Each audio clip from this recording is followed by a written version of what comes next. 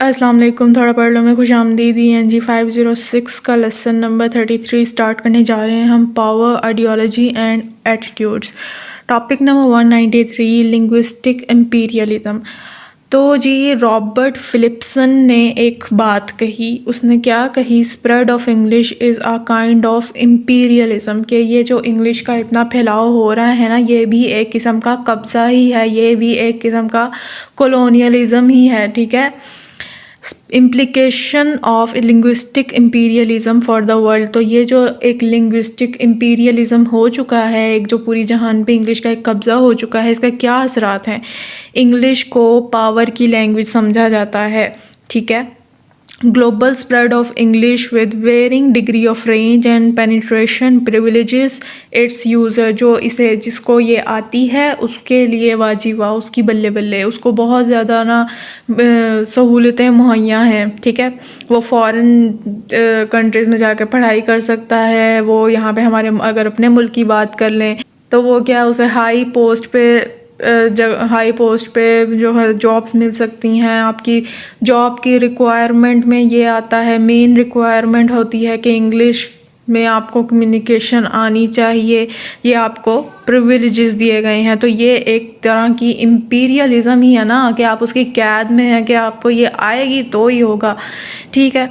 और क्या है, इस इंग्लिश को पॉलिटिकल और इकोनॉमिक पावर के तौर पर लिया जाता है, एक लैंग्वेज के इसको तौर पर लिया जाता है कि हमें जी उस बॉस से ना राब्ते रखने हैं, तो हमें ये सीखनी है। इसके अलावा ये MCQs है। अब आगे इन्होंने यही सारा बताया है। अच्छा सच ये इफ़ेक्ट ऑफ इंग्लिश। अब जी के इंग्लिश के क्या इफ़ेक्ट पड़े जी? हमने पहले भी पढ़ा है कि इसने बहुत सारे लोगों को मार्जिनलाइज्ड कर दिया है, पसमानदा हालत में उन्हें भेज दिया है। जाहिर सी बात है, इंग्लिश नहीं आती, इंग्लिश ज़रूरी है तो इंग्लिश नहीं आती, तो इस वजह से वो बहुत पीछे रह रहे हैं उन लोगों की बजाय जिनको इंग्लिश आती है। ठीक है। और इसका क्या इफ़ेक्ट है कि इसने दूसरी लैंग्वेजेस को ख़त्म कर दिया है, उनका वैल्यू ख़त्म कर दी है, उनको ना एक तरह से बहुत नुकसान पहुंचा रही है। कुछ तो नापैद हो चुकी हैं। ठीक है। ये उसने इफ़ेक्ट किया है। तो ये आगे उन्होंने लिंग्विस्टिक इम्पीरियलिज्म को ही डिफरेंट वर्ड्स में ना करके बता दिया। ये आपने एक बार पढ़ लेना, एक ही बात है, उन्होंने बार बार दोहराई हुई है। अब ये MCQs देख लें। Spread of English is equated with linguistic imperialism. ठीक हो गया। ये जी पैराडॉक्स देख लें, पैराडॉक्स ऑफ लिंग्विस्टिक इम्पीरियलिज्म। कुछ अजीब बातें हम पढ़ेंगे लिंग्विस्टिक इम्पीरियलिज्म के बारे में। उनका कहना है linguistic imperialism as an outdated concept, कि अब आप ये ना कॉन्सेप्ट को छोड़ दें, इस वर्ड को छोड़ दें, ये बहुत आउटडेटेड हो गया है, बहुत पुराना हो गया है। अब जी इंग्लिश को टूल समझा जाता है एम्पावरमेंट का और इमेंसिपेशन का। मतलब कि ये आपकी आज़ादी का एक ज़रिया है, आपको रिहाई का एक ज़रिया है कि आप इसको ये आती हो गया तो अपने हालात अच्छे बना सकते हैं। तो एक आपकी आज़ादी का, आपकी ज़िंदगी बेहतर बनाने का एक ज़रिया है। तो ये लिंग्विस्टिक इम्पीरियलिज्म को छोड़ दें, इस कॉन्सेप्ट को। Wide spread demand for more access to English, के अब इतनी डिमांड हो चुकी है इंग्लिश के कि अब ये कॉन्सेप्ट रह ही नहीं गया। Topic number 194, awareness of linguistic imperialism. अब इसकी जो आगाही क्या हम पढ़ेंगे, तो जी resistance to the dominance of English, के कुछ लोगों ने, कुछ कंट्रीज़ ने इसे रेजिस्ट किया, इसकी इम्पीरियलिज्म को रेजिस्ट किया, इसकी डोमिनेंस को के ख़िलाफ़ थोड़ी सी वो दिखाई। क्या था जी? In Canadian bilingualism with French is mandatory, के कनाडा में जो बाइलिंगुअलिज्म है उसके साथ फ्रेंच को मैंडेटरी लिखा गया कि आपको फ्रेंच आनी ही आनी चाहिए। तो ये एक तरह से रेजिस्टेंस ही हो गई ना, कि नहीं जी खाली आपकी इंग्लिश कोई नहीं, हम मानेंगे, हमारी भी कुछ लैंग्वेज है, हम उसको भी लेके चलेंगे। ठीक है। अब जी आगे फिलिप्सन जो था उसने डिवाइड कर दिया इंग्लिश स्पीकर्स को दो कैटेगरीज में, उसने दो ग्रुप्स में डिवाइड किया। एक था कोर और एक है पेरिफेरी। कोर में कौन कौन आ जाता है? ये इनमें वो इनर सर्कल की कंट्रीज़ आ जाती हैं कोर में।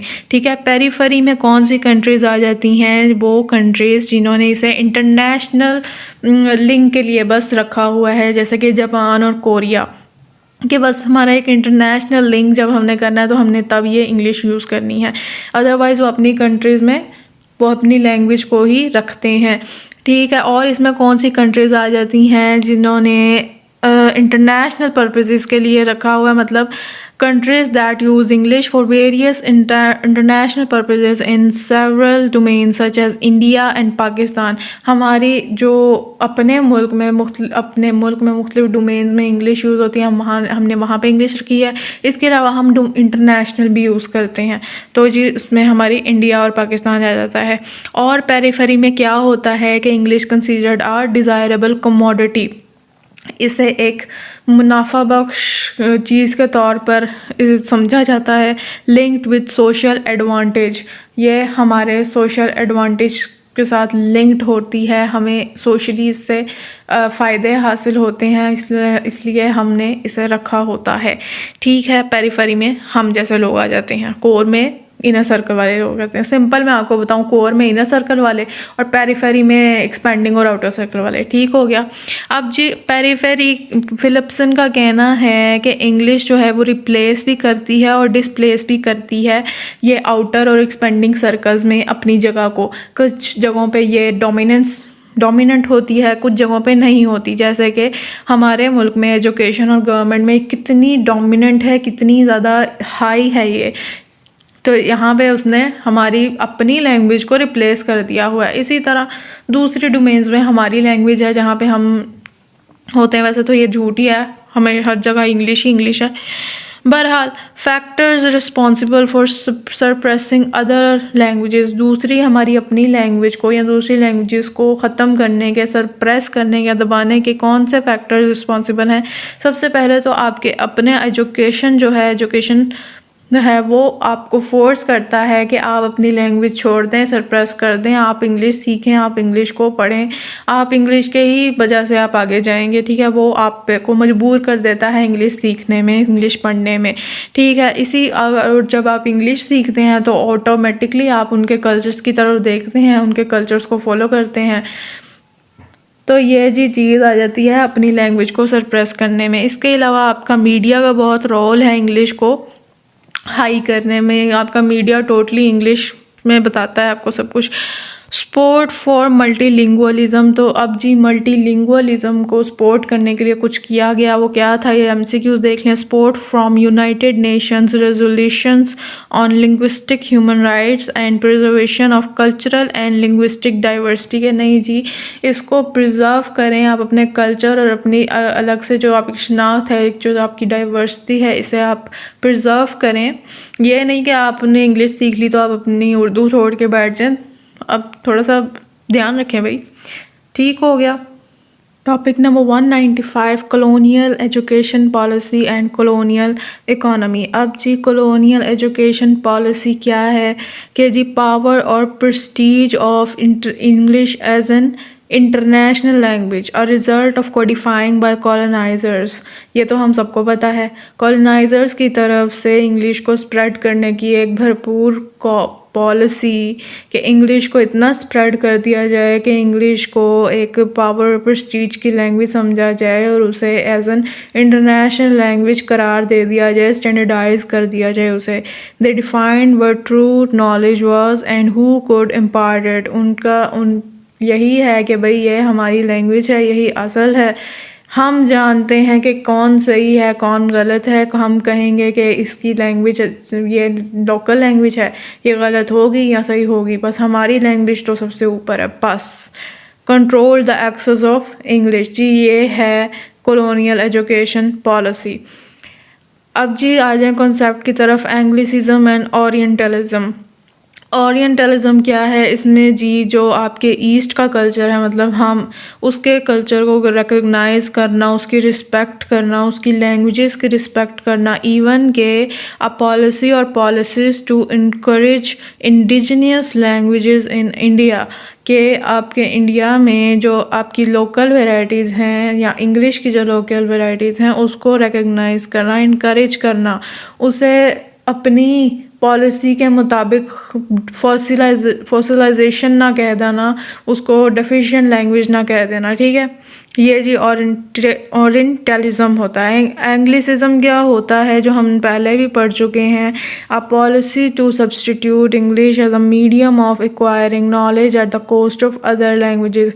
अपनी लैंग्वेज इंग्लिश को रख देना, दूसरी लैंग्वेजेस को हटा देना। हर चीज़ इंग्लिश में, मीडियम ऑफ इंस्ट्रक्शन इंग्लिश में। आपका अपने मुल्क में हर चीज़, हर इदारा, हर रिक्वायरमेंट के लिए क्या चाहिए, हर जॉब की रिक्वायरमेंट के लिए क्या चाहिए, इंग्लिश चाहिए जी। इसे कहते हैं एंग्लिसाइज कर देना। Recognition of the development in western science and technology, recognition of knowledge which is useful and practical. हर वो चीज़ जो इम्पोर्टेंट है उसे इंग्लिश में देना। एंग्लिसिज्म एंड ओरिएंटलिज्म, अब जी उनका कहना है कि ये जो आप कहते हैं कि ये आपके ओरिएंटलिज्म को एंग्लिसिज्म ने रिप्लेस कर दिया है, डिस्प्लेस कर दिया है, तो ये जी एक मिसकॉन्सेप्शन है। वो जी उन्होंने कहना ही कहना है, ठीक है। डिफेंसिव होने का तो हर किसी को हक कहना ठीक है, वो उन्होंने कहना ही कहना है। उनका कहना है द टू को एग्जिस्टेड, कि ये दोनों एक दूसरे के साथ पाए जाते हैं। ऐसा नहीं है कि इंग्लिश ने कब्ज़ा कर लिया हुआ है, इंग्लिश ऊपर है। दोनों ही, आपकी अपनी लैंग्वेज भी और आपकी ये इंग्लिश भी एक साथ हैं। तो जी manipulated by the colonial power, वही बात आ गई ना कि ये जी आपके कॉलोनियल जो पावर है ना, ये जो ये ब्रिटिश और ये इस तरह यूएस है, इन्होंने आपको मैनिपुलेट किया है, इनकी पावर्स ने, ठीक है। ये आप कह दें फिर मिसकॉन्सेप्शन है, तो हम क्या करें। Produced an English educated elite and vernacular educated masses to serve a colonial economy. तो वही बात आ गई कि जी आपने इंग्लिश एलीट को इससे प्रोड्यूस किया है और आपने लोकल लैंग्वेजेस के क्लर्क्स वगैरह को इससे प्रोड्यूस किया है, ठीक है। And vernacular educated masses to serve a colonial economy, ठीक हो गया। और इसमें कुछ भी समझाने वाला नहीं है। मतलब जो मैं समझती हूँ ना, ये जो इम्पोर्टेंट है वो आपको समझ लेना चाहिए। जो नहीं important paper point of view से भी मैं उस पर टाइम वेस्ट नहीं करना। आगे भी चैप्टर्स में यही होगा, ठीक है। Topic number 196, consequences of imperialist language policy. अब जी क्या कॉन्सिक्वेंसेस है इस language as a dividing force. अब ये एक कॉन्सिक्वेंसेस है कि इसने, ये एक लैंग्वेज डिवाइडिंग फोर्स बन गई। कैसे बन गई कि आपका जो ये इंग्लिश एजुकेटेड एलीट क्लास है ना आपकी, सो कॉल्ड, ये जी आप, इसका कोई कनेक्शन नहीं है अपने बैकग्राउंड से, अपने कल्चर से, अपने बैकग्राउंड से इसका कोई कनेक्शन नहीं है। इवन कि अपनी लैंग्वेज से भी इसका कोई कनेक्शन नहीं है। और इसकी सोशल एक क्लास की भी वजह से डिवीज़न हो गई। वो पता नहीं क्या समझते हैं खुद को, तो इसने ये एक डिवाइडिंग फोर्स है लैंग्वेज, ठीक है। और जी अब आगे क्या हो गया, लिंग्विस्टिक्स एंड लैंग्वेज पॉलिटिक्स। अब जी लैंग्वेज पॉलिटिक्स आ जाए जी। लैंग्वेज पॉलिटिक्स में क्या आया, dichotomy between final language and common language. ये जो आ गए हैं कॉन्सेप्ट के ये अच्छी लैंग्वेज है, ये ज़्यादा फाइन लैंग्वेज है, इसे हाई सेटिंग्स में हमने बोलना है, और ये लोकल लैंग्वेज है, इसे लो सेटिंग्स में बोलना है। तो ये जो एक कॉन्सेप्ट आ गई है, जो एक डिस्टिंक्शंस आ गई हैं, ये जी लैंग्वेज पॉलिटिक्स का ही नतीजा है। और इसको मज़ीद जिसे कहते हैं ठप्पा लगा देना, वो क्या किया, standardization serve to make it easy identify one's place in social hierarchies।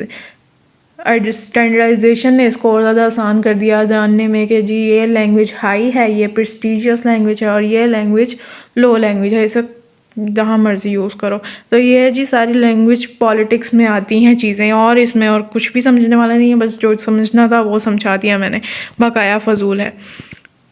Topic number 171, ये भी सारा एक ही चीज़ को मुसलसल लिंग्विस्टिक इम्पीरियलिज्म को बार बार रिपीट किया हुआ है, एक ही चीज़ को।